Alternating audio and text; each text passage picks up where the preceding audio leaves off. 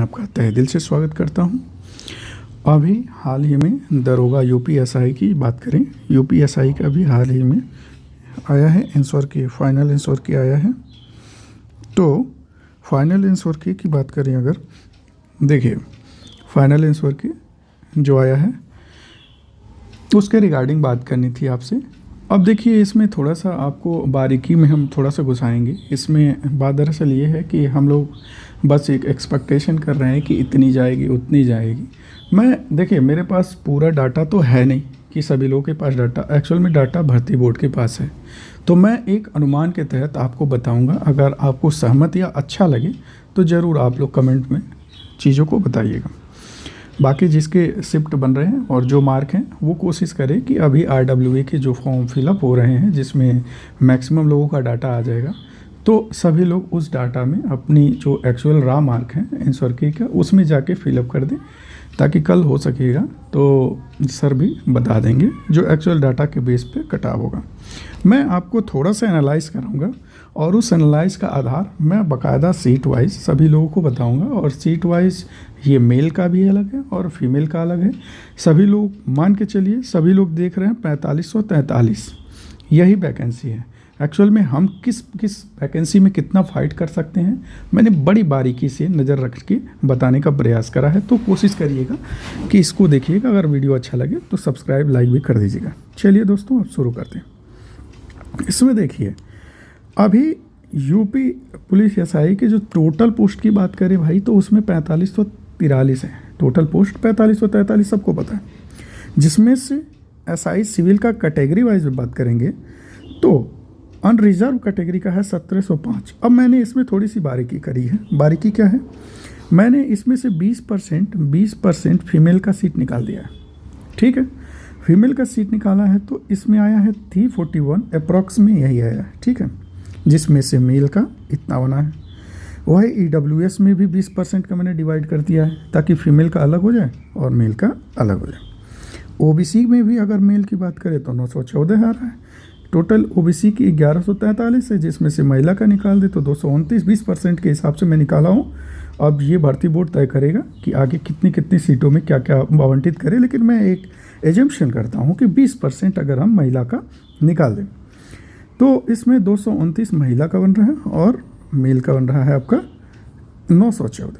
ये होगा OBC का। SC की बात करें तो 712 मेल का, मतलब टोटल SC की 890 सीटें हैं सिविल में, और जिसमें से मेल की बात करें तो 712 और फीमेल की बात करें तो 178 है। ठीक है, सिर्फ वैसे ही ST की बात कर लें तो 66 है और फीमेल का 15 बनेगा। टोटल ST की सीट जो है शेड्यूल ट्राइब की आपकी 82 है। ठीक है, प्लाटून कमांडर की बात करें तो प्लाटून कमांडर में केवल मेन लोग ही होंगे, तो उसमें अनरिजर्व कैटेगरी में जो संख्या है वो 56 है पदों की संख्या। EWS में 13 है, OBC में है 36 और SC में 28 और ST की कैटेगरी में केवल 2 प्लाटून कमांडर PC जो है की सीटें हैं। अगर टोटल सीटों की बात करें तो 135, क्योंकि इसमें फीमेल का कोई लोचा नहीं है। अब आते हैं UPSSF का। UPSSF अभी जो इस बार नई जोड़ी गई है उसमें बात करें तो UR कैटेगरी के 25 हैं, वहीं EWS की बात करें तो 6 हैं और OBC की 16 हैं और SC की 12 और ST की 1, टोटल 60 सीटें। देखिए हम इस नाते इस चीज़ को बता रहे हैं कि हमको इस चीज़ के बारीकी पे ध्यान देना पड़ेगा। हम उड़ी ध्यान नहीं दे सकते, थोड़ा सा बारीकी पे समझेंगे तो कट ऑफ के अप्रॉक्स में हम जब जाएंगे तो कहीं ना कहीं एजम्पशन काफ़ी क्लोज होगा। बाकी सबका अपना अपना एजम्पशन होता है, बट मैंने भी कुछ चीज़ें इसमें इसी के आधार पे माना है। तो हो सकता है कि हमारा एजम्पशन सही निकले, हो सकता है नहीं भी निकले, तो इसको गलत ना मानिएगा। आप अपने हिसाब से इतने आप सभी ESI का पेपर देके आए तो थोड़ा बहुत तो आइडिया आप लोगों को अच्छा खासा है। महिला देखो, एक महिला बटालियन का इस बार निकला है। जैसे हमारा PSC में ही महिला बटालियन बनाई गई है, पहली बार ये सीटें जुड़ी हैं महिला के लिए। इसमें केवल फीमेल है, केवल फीमेल है। ठीक है, तो इसमें अनरिजर्व कैटेगरी के जो फीमेल हैं वो 47 EWS की हैं जो 10 और OBC में 27 और SC में है 21। इसमें टोटल है फीमेल, तो टोटल जो है 106 है टोटल सभी कैटेगरियों को मिला के। अब आते हैं थोड़ी सी बारीकी रखते हैं। अब आपको धीरे धीरे समझ में आएगा कि एक्चुअल में मैं किस चीज़ की अभी कुछ देर पहले बात कर रहा था। अब अनुमानित पदों की संख्या जो है अनुमानित पदों की संख्या। मेल की बात करें कि लड़के लोग कैटेगरी मैंने मेंशन कर दिया है, UR, EWS, OBC, SC, ST और टोटल। ठीक है भाई।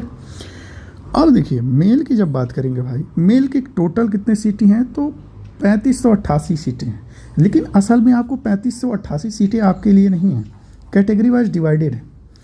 जैसे अनरिजर्व कैटेगरी के हैं तो आप इसमें आएंगे, ओबीसी के हैं तो आप इसमें, ईडब्ल्यूएस का अगर सर्टिफिकेट है तो ये, और एससी का ये, एसटी के इतनी सीटें आएंगी। और टोटल जो लड़के फाइट करेंगे भाई जो 4543 में, वो इसी सीटों में फाइट करने वाले हैं। ठीक है, जो हमको 4543 सीट थी उसमें से हमारी लिए सीटें यही मात्र हैं। ठीक है भाई। अब आते हैं हम फीमेल की। वहीं फीमेल की बात करें तो अनरिजर्व के 389, ईडब्ल्यूएस के ये मैंने बता दिया, मैंने 20% के हिसाब से डेटा को अलग किया है। हालांकि प्लाटून कमांडर, यूपीएस सब में केवल मेल हैं और महिला बटालियन में केवल महिला है, तो सारी सीटों को मैं कैटेगरी वाइज ऐड कर दिया हूँ।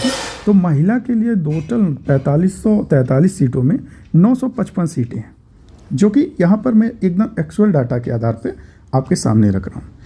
अब सब पे मेन चीज़ आते हैं कि हम किस में फ़ाइट करेंगे, हम किस कैटेगरी से हैं, हमारी फाइटिंग किस में आएगी, उस चीज़ को देखते हैं। तो कैटेगरी वाइज अगर हम फाइट की बात करें दोस्तों, तो मेल जो है अगर यूआर कैटेगरी का है तो वो केवल 1445 सीटें ही हैं मात्र, मतलब 4543 सीट के लिए यूआर की केवल इसी में है। इसी में जो लड़के लोग हैं, मैंने बताया मेल, लड़के लोग के लिए 1445 सीटें हैं, मतलब ये हमारे 4543 तो हैं, बट एक्चुअल में हमारे लिए कितनी हैं यूआर के, इतने हैं। वहीं ओबीसी की बात करें तो ओबीसी में क्या है भाई, ओबीसी में एक चीज़ है, ओबीसी में भी फाइट करेगा और जनरल में भी फाइट करेगा। तो इसके लिए जो टोटल सीट हमने निकाली है वो 2411 सीट, मतलब एक ओबीसी का जो कैंडिडेट है वो 2411 सीट के लिए लड़ेगा, मतलब इसके लिए अपॉर्चुनिटी थोड़ी सी और ज़्यादा है। उसके बाद हम ईडब्ल्यूएस की बात करें तो ईडब्ल्यूएस कैटेगरी का जो जनरल में से ईडब्ल्यूएस बनवा लिए हैं लोग, उनको ईडब्ल्यूएस में तो फ़ायदा मिलेगा ही, लेकिन यूआर में भी वो आएंगे तो उनको 1801 सीटों में फाइट करेंगे। ठीक है भाई। वहीं एससी में फाइट करेगा, लेकिन जनरल में भी फाइट करेगा अगर जनरल का कटाव ऊपर करता है। अब मैं बता देता हूँ कौन लोग फाइट करेंगे। तो अगर एससी की बात करें तो इसमें 1445 जनरल के हैं, बाकी 752 एससी के, तो दोनों जोड़ दें तो 2197 सीट पे हमारी एससी जो हैं वो फाइट करने के लिए अपनी काबिलियत तय करेंगे।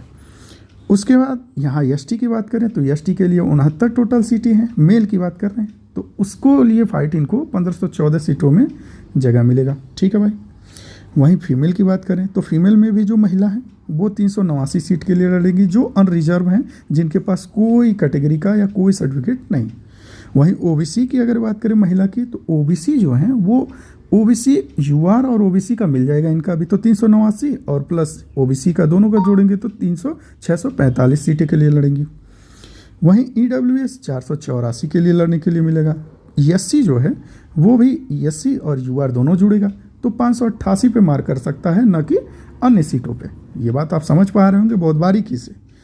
अब देखिए मैं बता रहा हूँ कैटेगरी का फ़ायदा कौन ले पाएगा। कैटेगरी का फ़ायदा जो सुप्रीम कोर्ट की गाइडलाइन है उसमें वही ले पाएगा यूआर में, मतलब जैसे हम एससी से हैं, मैं ओबीसी से हूँ, मैं ईडब्ल्यूएस से हूँ, या मतलब जिस भी कैटेगरी से हूँ, अगर मैं कैटेगरी में एज का या किसी प्रकार की छूट ले रहा हूँ, एज का, हाइट का, कुछ भी, तो मुझे अपनी कैटेगरी में ही लड़ना पड़ेगा। मतलब हमारे कैटेगरी में जितनी सीटें हैं हम उसी सीटों में हम अपनी भागीदारी पेश करेंगे, न कि जनरल में।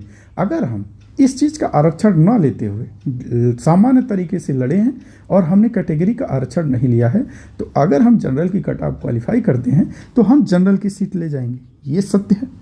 अब ये देखिए, अब यही मैंने कहा कैटेगरी से यूआर में वही लाभ ले सकता है जो कैटेगरी का लाभ अर्थात एज जैसी छूट का लाभ ना लिया हो।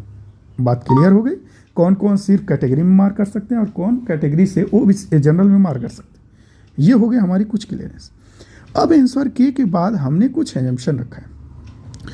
हमने एक एजम्पशन रखा है, आंसर के बाद सभी के नंबर घटे हैं, ये सभी को पता है। किसी के 2, किसी के 4, किसी के 5, डिपेंड करता है कि उसने कितनी बारीकी से अपनी आंसर को चेक किया था। ठीक है।